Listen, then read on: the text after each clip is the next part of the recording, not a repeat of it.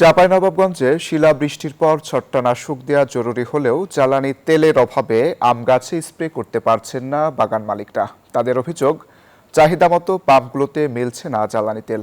স্প্রের অভাবে আমে পোকার আক্রমণ হচ্ছে, বোটা শুকিয়ে ঝরে পড়ছে আম। ফলন বিপর্যয়ের শঙ্কায় আম চাষিরা।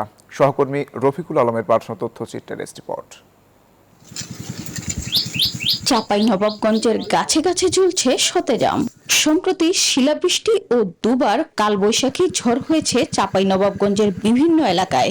সাধারণত শিলাবৃষ্টির পরপরই ক্ষতি এড়াতে আমের ছত্রাকনাশক স্প্রে করতে হয়। চাঁপাইনবাবগঞ্জের ৫ উপজেলায় ৩৭,৪৮৭ হেক্টর জমিতে ৯০ লাখ আম গাছ রয়েছে। উৎপাদনের লক্ষ্যমাত্রা নির্ধারণ হয়েছে ৪.৫ লাখ টন।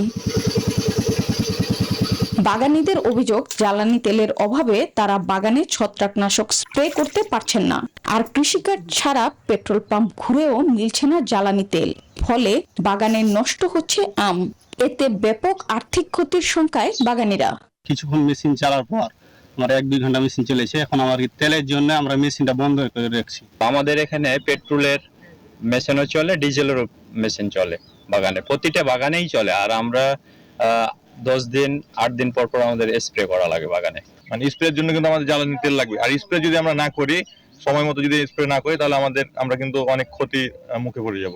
আমরা চাই সরকারের কাছে অবশ্যই যারা বাগানি আছে, আমরা যারা উদ্যোক্তা আছি, তাদেরকে বিবেচনা করে যাতে পর্যাপ্ত পরিমাণ তেলের ব্যবস্থা করা হয়। তবে কৃষি বিভাগের দাবি, আম চাষিরা না বুঝে অতিরিক্ত স্প্রে করছে, যা করার দরকার নেই। আমের আমাদের এখন প্রায় ম্যাচিউর অবস্থা চলে আসছে, 18 বছর চলে আসছে।